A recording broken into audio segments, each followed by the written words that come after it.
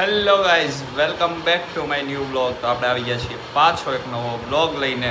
અને જેમ દર વખતે હોય એમ નાસ્તા ટાઈમે જ હોય આપણે, એમ કે સવારે ચાલુ કરીએ બીજું શું હોય, નાસ્તો જોઈએ. જો આમાં એવું છે, આ છે આ જલારામના છે ગાંઠિયા ફાફડા, આ લારીના છે, અને આ છે આલુપુરી. આમાંથી આ છે ને આ જલારામના છે પતલા, અને આ છે ને આ લારીના છે જાડા.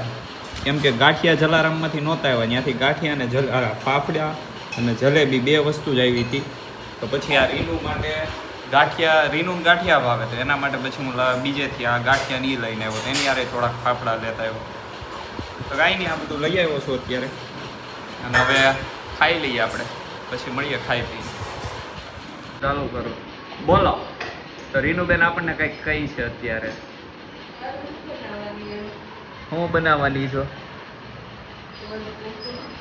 હે લે, આજે રીનુબેન બનાવવાની છે કોલ્ડ કોકો. કોલ્ડ કોકો એટલે એ હેનાથી બનાવે, ઓલો પાવડર લાવી ભાઈ. હાલો હવે ક્યારે બનાવવાની છો? હું જાગતો અહીંયા બનાવજે તો વિડીયો ઉતરે, બાકી તું ઉતાર લેજે.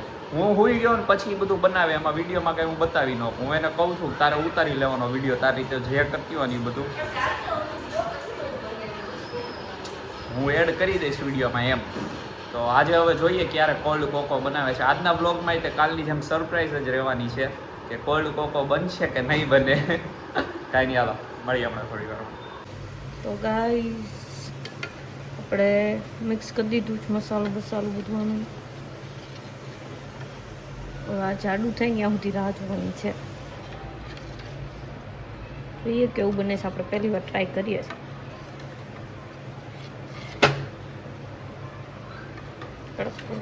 તો ગાઈસ અત્યારે કેબીસીએથી બે ગારવીને આવી ગયા છીએ ઘરે, અને રીનુબેન બનાવે છે જમવાનું.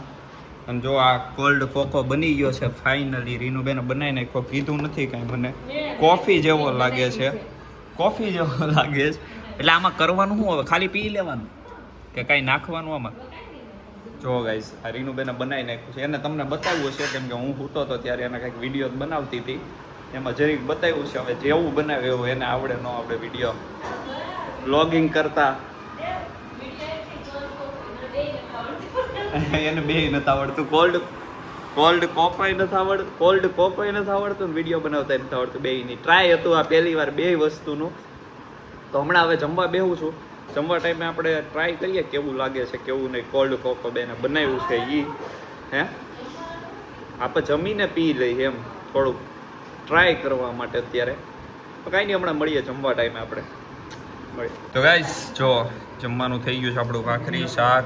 આ બે ચટણી કંઈક નવી રીનો લાવી છે ડીમાર્ટમાંથી, તો એ કે તું ટ્રાય કર. દહીં અને આ કોલ્ડ કોકો આ બેને આપી દીધો છે.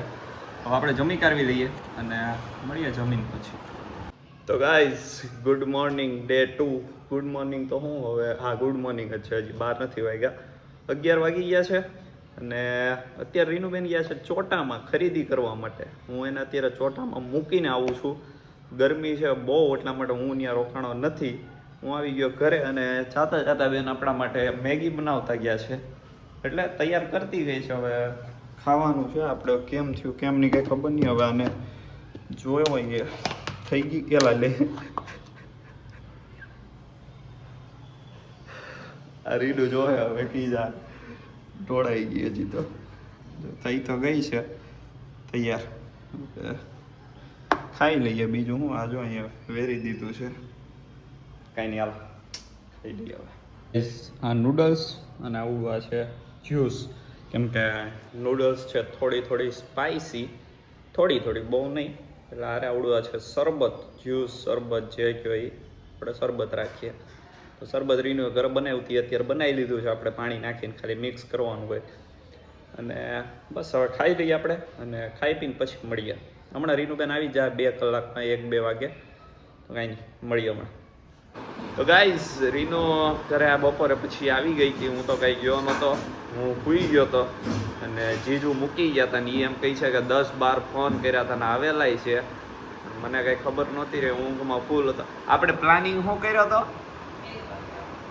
એમ નહીં, આમ સાયલેન્ટ કરવાનો. દાદા એ કર્યું હોત તો આપણે એવું વિચાર્યું હતું બીજા કરવાનું ની હકીકતમાં નહોતું કર્યું ને તોય થઈ ગયું. અમે અરે કેટલો દરવાજો ખટખટાયો, પાછળ પાસની બધા શું છે ખોલનો દરવાજો મને કેવું છે તો ખોલતા નથી અંદર. મને એટલી નથી ખબર કે ખૈખડો ફોન આવ્યો કાંઈ જ એટલો ઊંઘમાં હતો. રીનુનો પ્લાન હતો એ કે તું છે ને સાયલેન્ટ મસ્તીમાં ખાલી એ કે તું મને લેવા, મેં કીધું હું તને હવે લેવા નહીં આવું, હું હુઈ જાય એમ. તો કે કાંઈ નહીં ઉતાર જીજુને કહી. મેં કીધું જીજુ મને ફોન કરીને કે લઈ આય એમ. તો એ કે તું સાયલેન્ટ ફોન કરીને હુઈ જાય કે એટલે તને ફોન જ ન આવે એમ. તો મેં સાયલેન્ટ નહોતો કર્યો ને કાંઈ નહોતું કર્યું ને એ બે જ આવી દરવાજો અહીંયા ખખડાવી ઊંધી વળી ગઈ પણ બે ઉપાડ્યો નહીં ને ઉઠ્યો નહીં. પછી તો કોને ખબર કેમ ઉઠાઈ ગયું તો ખોલી દીધો પણ મારી ઉપર જ હા એનો દાવ એના ઉપર જ ઊંધો પડી ગયો. રાત્રે 15 મિનિટ બેઠી પડી. એટલું બધું મને ખબર ન રહે.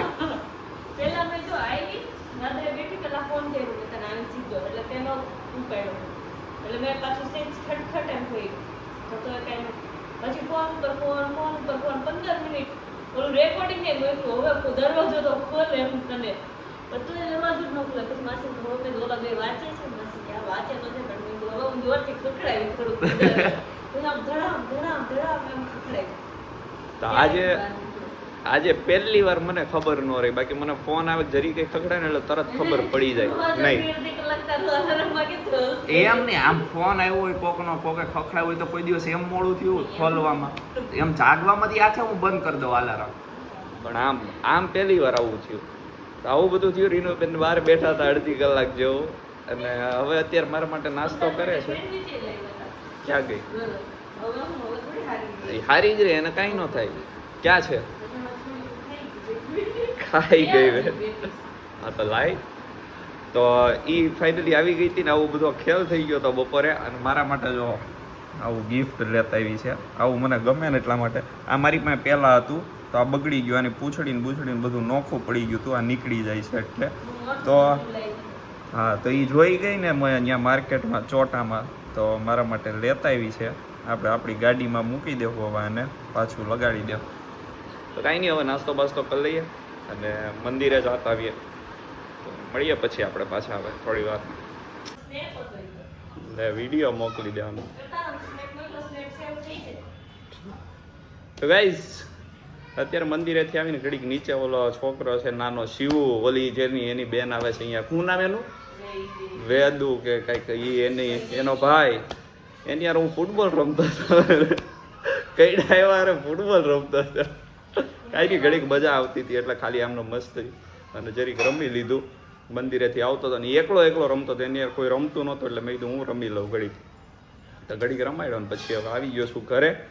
અને હવે રીનુબેન બનાવે છે આપણા માટે નાસ્તો. અને નાસ્તો કરીને પછી આપણે જઈએ કેબીસીએ બેહવા માટે. તો મળીએ હમણાં થોડી વારમાં પાછું. તો ગાઈસ જો રીનુએ પરોઠું કરી દીધું છે. એમાં ચીઝ ને એવું બધું નાખ્યું છે. ચીઝ ને બીજું બધું મસાલા ને એવું હા મસ્ત બનાવી દીધું છે.